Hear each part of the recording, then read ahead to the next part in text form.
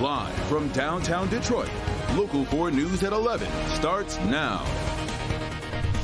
Two teenagers shot as they're leaving Henry Ford High School. Tonight, police say they were targeted, but they have a good idea of who it is they're trying to track down. Glad you're with us tonight at 11. Both boys were shot twice. Police Chief James White says both are expected to survive. This happened directly across the street from school and just after dismissal. Mara McDonald is live on Detroit's west side. Mara, fortunately, DPSCD had officers at the school. They sure did, Kimberly, and that is sort of a standard operating procedure for that department. So you had a DPSCD officer here who actually heard the gunfire. That's why they were able to render aid almost immediately. And just so everybody knows, police from two departments have been out here all afternoon, all evening, just clearing the scene within like the last half hour. Viewer video of the moments immediately following the shooting, one of the boys on the ground being worked on.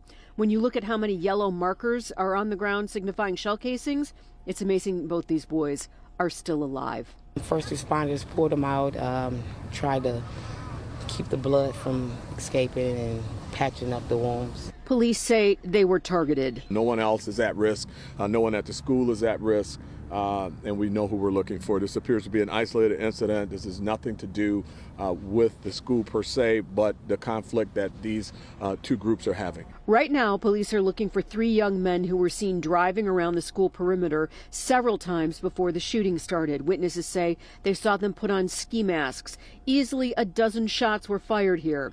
Now, while this was unfolding outside the school, Detroit police, going lights and sirens to get here, got into a crash a little more than 2 miles away. I guess the police hit them. I don't know. I came from work, so I don't know how it went. I'm just glad that everybody's still alive. I'm hurt, shaking, just nervous, ready to get to the hospital. Back here live. So what caused all of this conflict that the chief referenced? Well, neighbors who live along here who helped some of these kids after the bullets started flying because they all scattered say the children were telling them that, you know, what the greater conflict is here is unclear, but what may have tipped this off is somebody was disrespecting somebody's deceased relative. We're live on Detroit's northwest side. I'm Mara McDonald, Local 4. Glad it wasn't worse than what it was, Mara. We appreciate it. New at 11 tonight, Detroit police say a father and his infant son have died after a case of carbon monoxide poisoning. This happened this afternoon at a home in the area of Mercier and Martin in southwest Detroit. Investigators say both were inside a running car, inside the car with the door closed. The father in his 20s, his 1-year-old son, both died at the hospital. Police are investigating.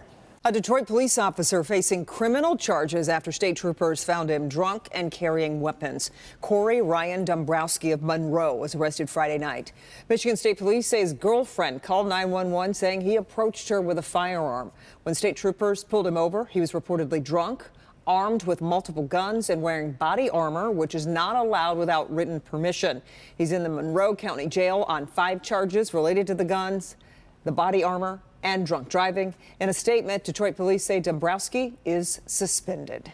Now to an update on the shooting outside Detroit's tree lighting in Campus Martius. This was just Friday night.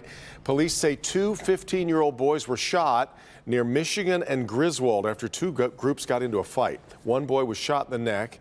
He's still in critical condition tonight. The other shot in the leg, and he didn't realize he had been hit until he ran away and ended up near Monroe and Randolph. But police expect he will make a full recovery.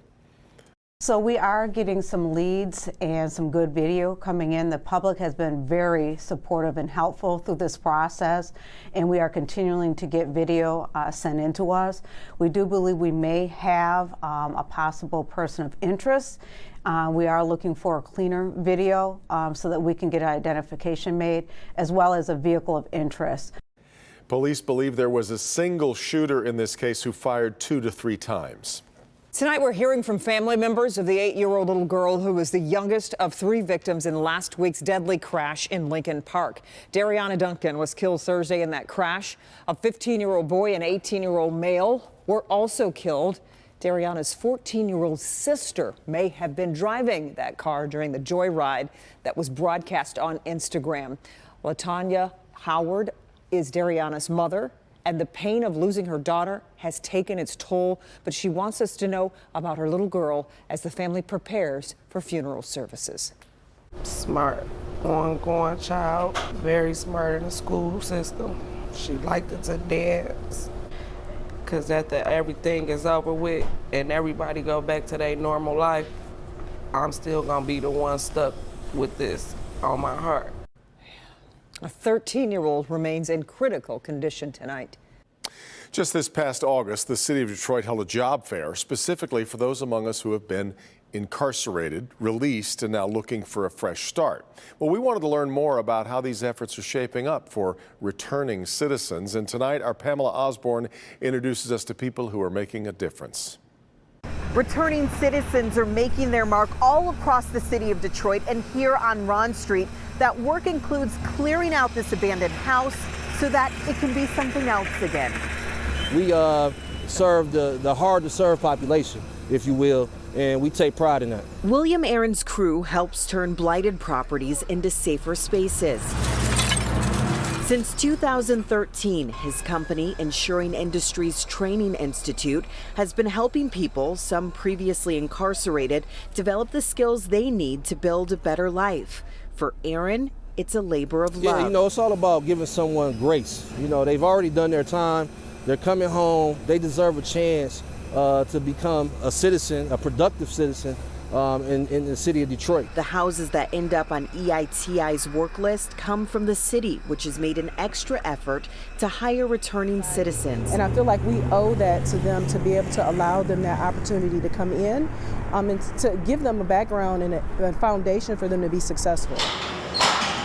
Gino Solomon, a supervisor overseeing carpentry and structural crews across the city, got his start as a building trade worker after his release. It was a rocky start. I started seeing a different vision of my life.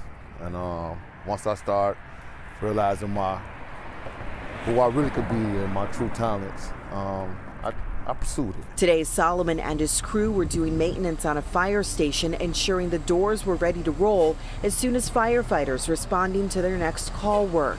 He says he's so proud of the work he's doing now and hopes other returning citizens will see their potential through him. Even though life might start off rocky for you, you know, you can always turn it around. You can always turn it around. And I think I'm a living example of that.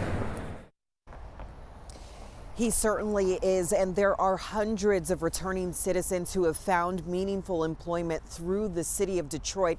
They can also help connect you with other organizations like the one that we featured there, who can help train you to get ready for an opportunity and then take it from there. We've posted all the information that you need on our website. If you're interested, head on over to clickondetroit.com. For now, reporting live in the city, I'm Pamela Osborne, Local 4. You can always turn it around. That's great. All right, Pam. What a great quote.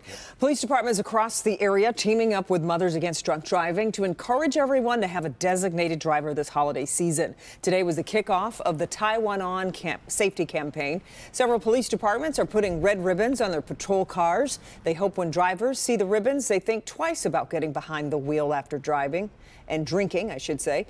MAD is giving away these red ribbons to anyone who wants one for their car. For more information, you can go to our website. That's clickondetroit.com.